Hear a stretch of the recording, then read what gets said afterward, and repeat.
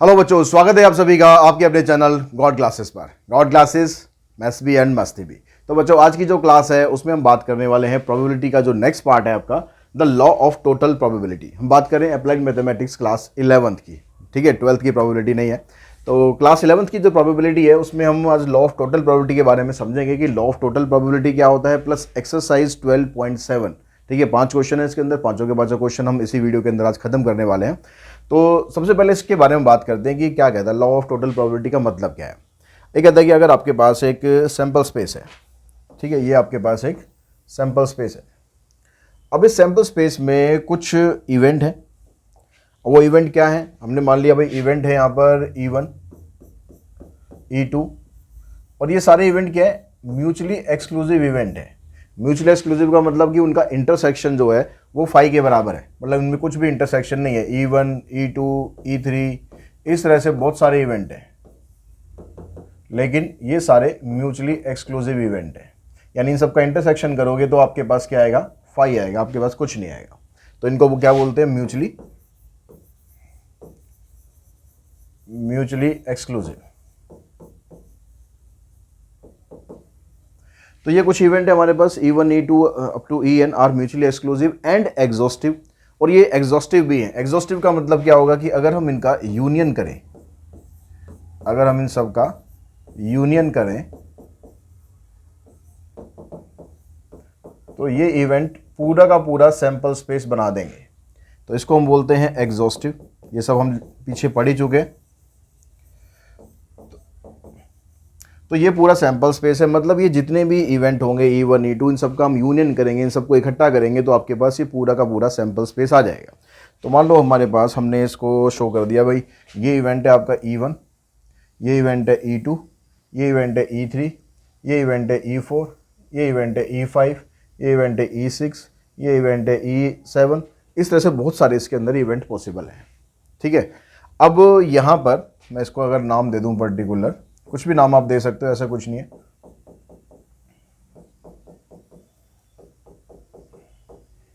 ये सारे इवेंट जो हैं इन सब की जो प्रोबेबिलिटी है, यहाँ मैं En कर देता हूँ इस तरह से, मतलब बहुत सारे इवेंट हैं। तो इन सब की हमें प्रोबेबिलिटी, ये सारे इवेंट आपको यहाँ पर दिए हुए हैं। अब ये कहता है कि अगर एक इवेंट ए हम परफॉर्म करते हैं, ये सैंपल स्पेस है, उसके ये सारे इवेंट हैं। अब हम एक इवेंट ए यहाँ पर परफॉर्म करते हैं जो इसी सैंपल स्पेस को बिलोंग करता है। तो एक इवेंट हमने ले लिया यहाँ पर ए, तो एक इवेंट हमने ले लिया यहाँ पर ए,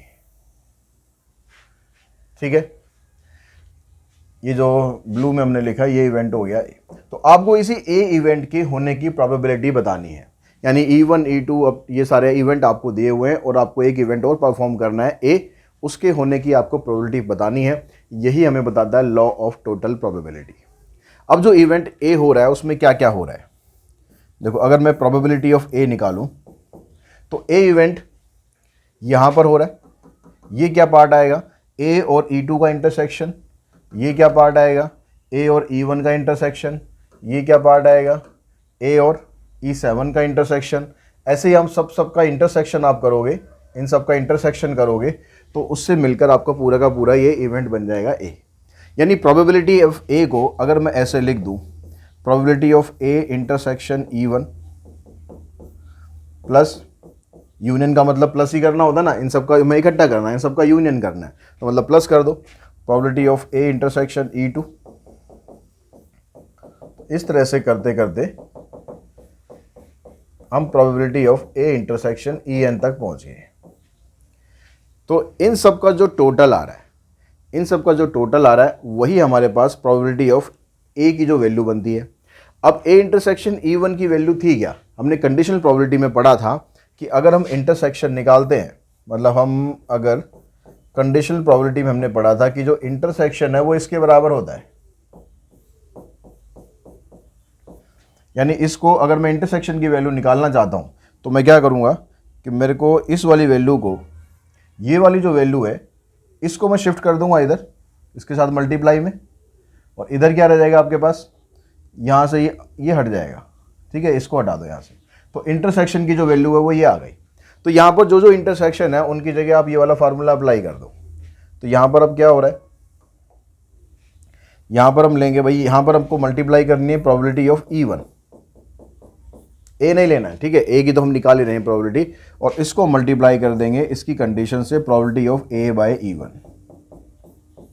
ऐसे यहाँ पर क्या होगा, प्रोबेबिलिटी ऑफ E2 इनटू में probability of A by E2,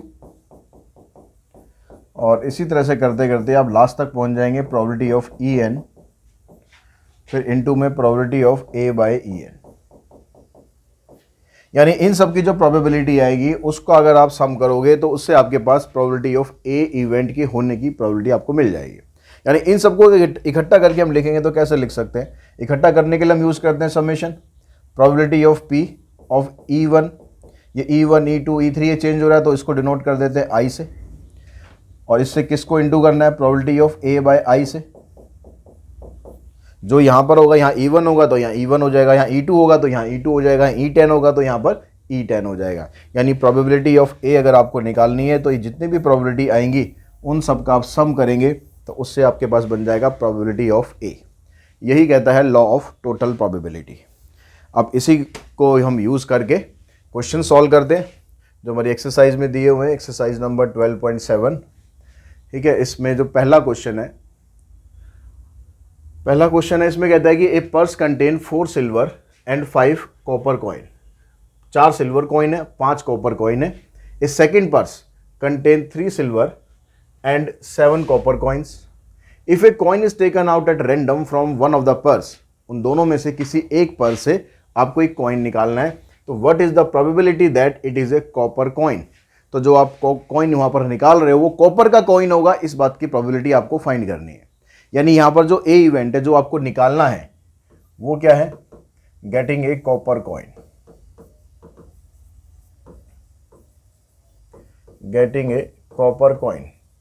अब ये कॉपर कॉइन आपको निकालना कहां से है, या तो पहले पर्स से निकालना है या दूसरे पर्स से निकालना है। मतलब हमारे पास 2 पर्स है, उन दोनों पर्स में से हमें कोई एक पर्स चूज करना है, तो वो प्रोबेबिलिटी बनेगी आपकी E1 और E2। इवेंट E1 बन गया कि सिलेक्टिंग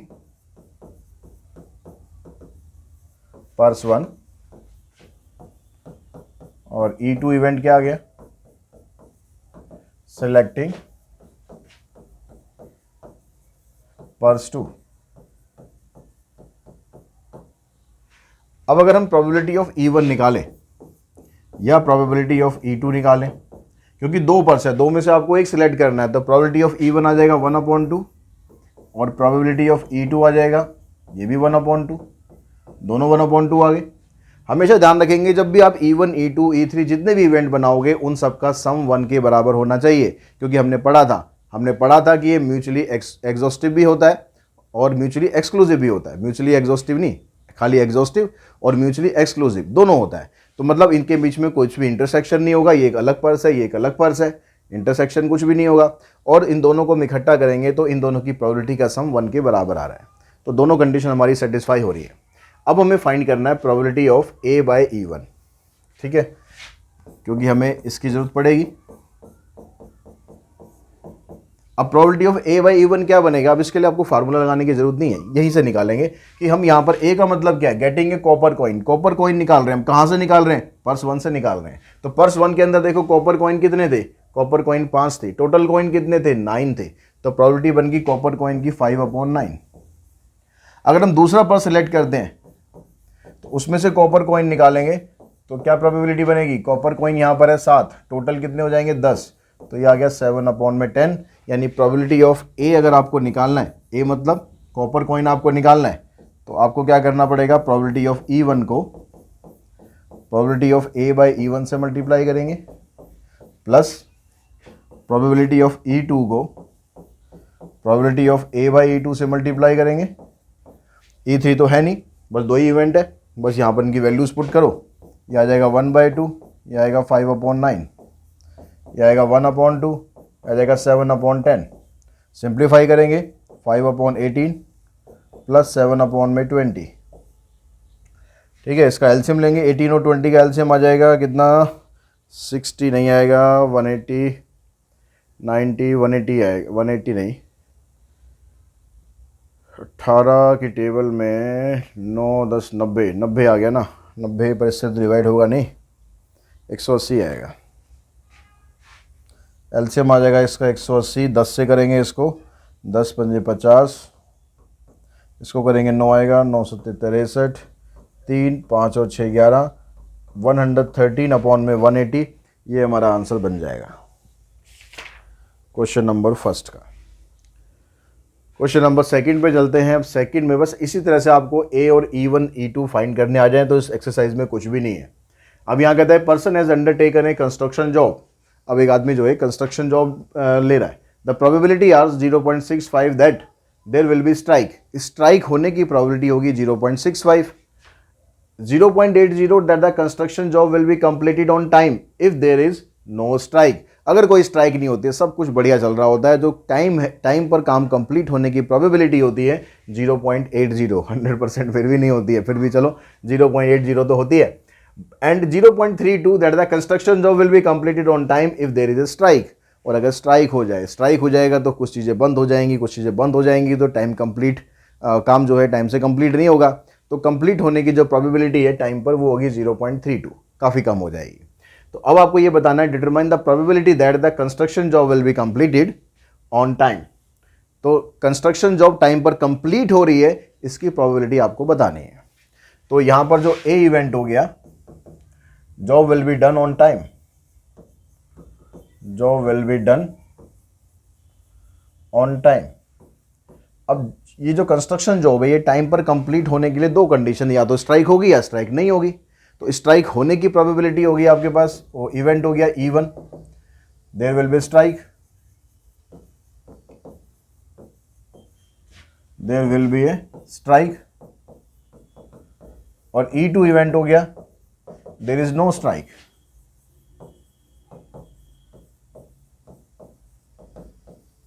अब उसने बताया कि स्ट्राइक होने की जो प्रोबेबिलिटी है, the probability are 0.65 that there will be strike.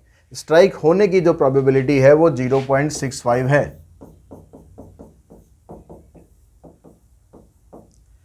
अब स्ट्राइक ना होने की प्रोबेबिलिटी इसने दे नहीं रखी, तो अंडरस्टूड है ना ये तो कि भाई दोनों के दोनों का सम होगा 1 के बराबर, क्योंकि स्ट्राइक होगी या नहीं होगी दोनों म्यूचुअली एक्सक्लूसिव है और एग्जॉस्टिव है। ठीक है, ऐसा तो नहीं है ना कि दोनों काम हो जाएंगे, स्ट्राइक होगी भी और नहीं भी होगी, आंशिक रूप से हड़ताल जिसे बोलते हैं, ऐसा कुछ नहीं होगा यहाँ पर। ठीक है, यहाँ पूरी स्ट्राइक होगी। तो प्रोबेबिलिटी ऑफ E2 कैसे निकालेंगे भाई, टोटल होता है 1 में से 0.65 को माइनस कर दो तो आ गया 0.35। तो आपके पास P1 आ गया, P2 आ गया। अब यहाँ पर आपको निकालना है कि भाई आपका जो काम है ना वो टाइम पे कंप्लीट होगा, उसकी प्रोबेबिलिटी दोनों कंडीशन में। अगर स्ट्राइक होगी तो टाइम पर काम होगा, उसकी प्रोबेबिलिटी क्या होगी, काम will be completed if there is a strike. तो स्ट्राइक अगर होगी तो काम टाइम पर कंप्लीट होने की प्रोबेबिलिटी है 0.32। अगर स्ट्राइक नहीं होगी तो काम हमारा टाइम पर कंप्लीट होगा, इसकी प्रोबेबिलिटी है 0.80। अब आपको ये बताना है कि आपका जो काम है वो टाइम पर कंप्लीट हो रहा है, कोई भी कंडीशन हो। तो उसके लिए क्या करेंगे, प्रोबेबिलिटी ऑफ E1 को इससे मल्टीप्लाई कर देंगे, वही फार्मूला हमारा, इसको इससे मल्टीप्लाई प्लस इसको इससे मल्टीप्लाई करो जी। हमने 65 को 32 से मल्टीप्लाई करेंगे तो आ जाएगा आपके पास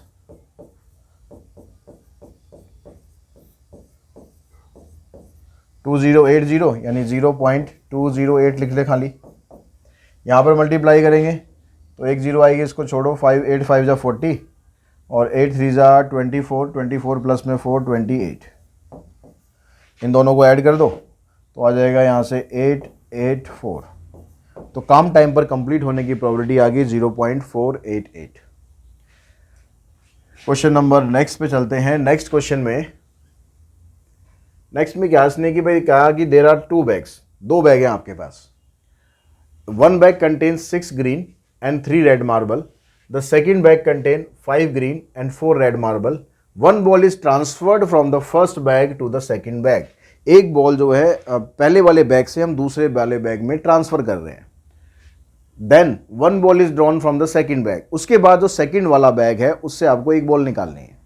पहले वाले बैग से एक बॉल ट्रांसफर करेंगे, उसके बाद जो सेकंड वाला बैग है बॉल उसी से निकालनी है। तो find the probability that it is a red ball. तो जो बॉल आप निकाल रहे हो कि वो रेड बॉल होगी, इसकी प्रोबेबिलिटी आपको फाइंड करनी है। तो ए इवेंट है आपके पास, वो क्या बन गया, जो ए इवेंट है getting a red ball getting a red ball after transfer, ये कि लिख सकते हो या लिख सकते हो कि फ्रॉम द सेकंड बैग,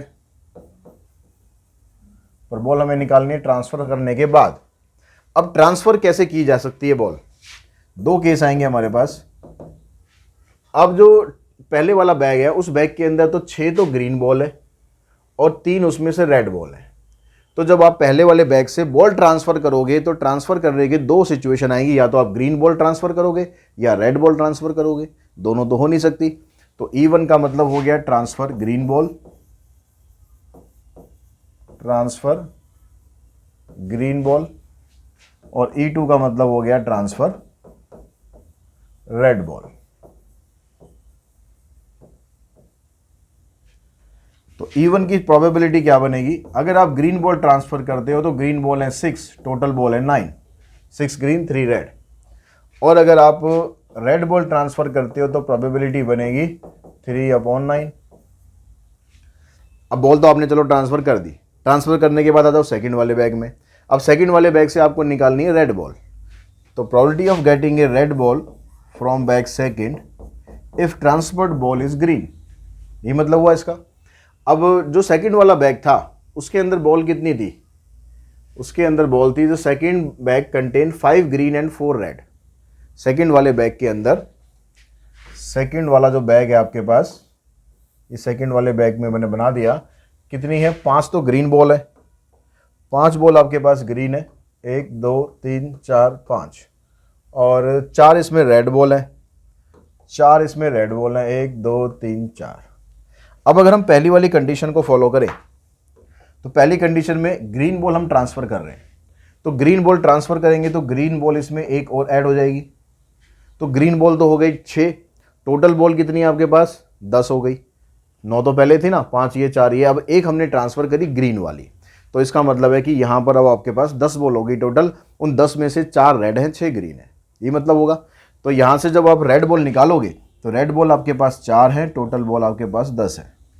लेकिन अगर सेकंड वाली कंडीशन होती है, इसको हम डिनोट करेंगे E/E2 से, सेकंड वाली बॉल में आप जो ट्रांसफर कर रहे हो ना बॉल, आप यहां पर ट्रांसफर नहीं कर रहे हो, आप बॉल यहां ट्रांसफर कर रहे हो, आप रेड बॉल ट्रांसफर कर रहे हो, तो हमारी एक बॉल यहां रेड वाले में प्लस हो जाएगी। तो रेड वाले में प्लस हुई तो रेड वाली 4 बॉल पहले से हैं, एक बॉल और हमने प्लस कर दी, टोटल मिलाकर 5 बॉल हो गई, और टोटल आपका 10 ही बनेगा। तो रेड बॉल होगी 5, टोटल आ गया 10। इस तरह से ट्रांसफर हो गया। अब ट्रांसफर होने के बाद हमने बॉल जो निकालनी है वो तो रेड ही निकालनी है, तो 6/9 इंटू 4/10, यहां पर आ गया 3/9 इंटू 5/10। यहां पर कुछ भी काटा पीटी नहीं करनी, यहां कुछ भी काटा पीटी नहीं करनी, डिनोमिनेटर दोनों का सेम आ रहा है, सेम ही रहने दो उसे। तो 6 4 24/90, 15/90। अब इन दोनों को आप इजीली ऐड कर सकते हो, 39/90। अब काट दो, कटता है तो आंसर आ गया 13/30।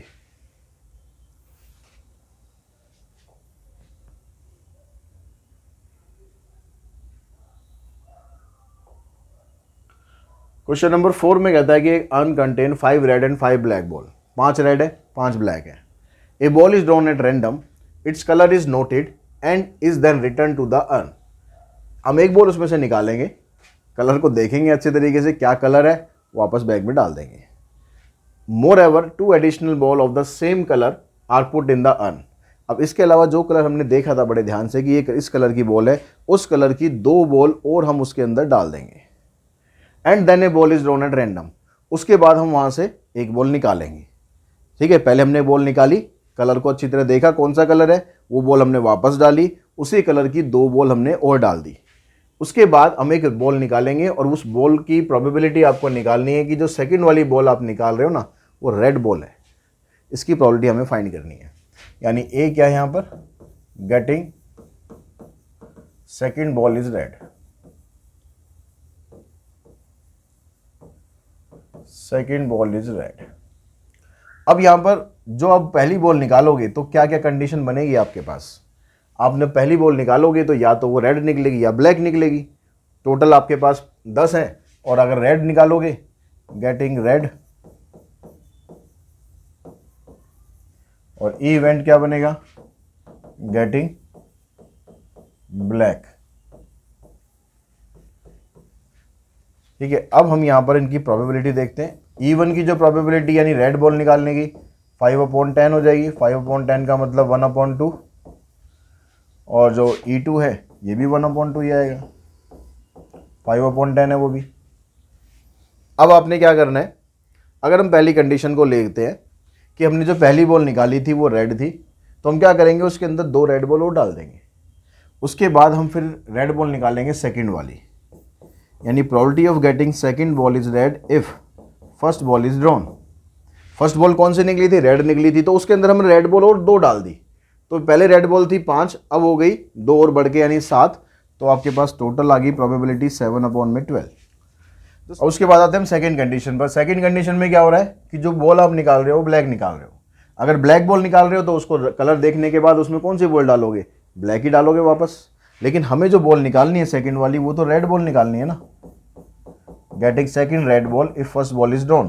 तो आपने जब बॉल देखी, आपने देखा कि ब्लैक है, तो आपने 2 ब्लैक उसमें और डाल दी, यानी जो रेड पहले आपके पास 5 थी वो 5 की 5 ही रहेंगी, लेकिन टोटल तो आपके पास 12 आ जाएगी। तो आ जाएगा 5/12। अब प्रोबेबिलिटी ऑफ ए निकालते हैं। Getting second ball is red, तो 1/2 इंटू में 7/12 प्लस 1/2 इंटू 5/12, तो ये आ जाएगा 7/24, 5/24। आंसर आ गया 12/24। तो आंसर हो गया इसका 1/2।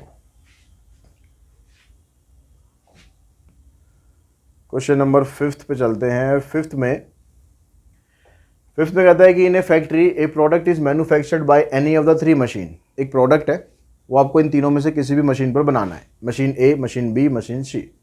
दे produce respectively 25%, 35%, 40% of the total product.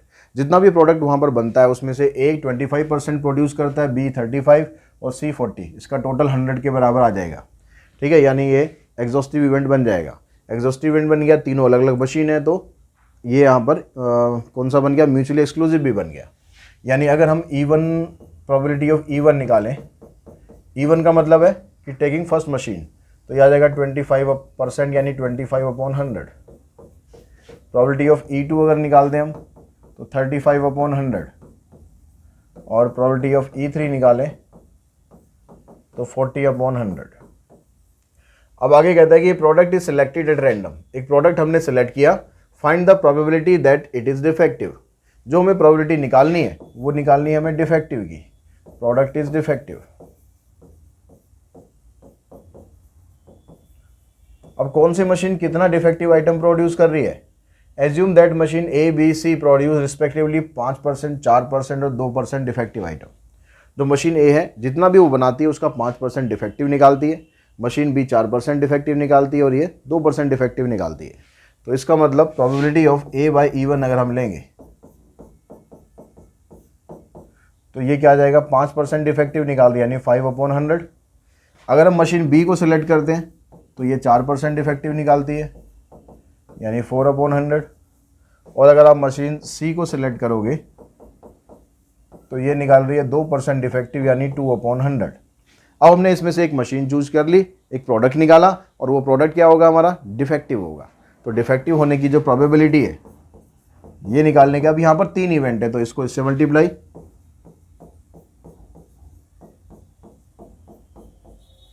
Plus इसको इससे मल्टीप्लाई,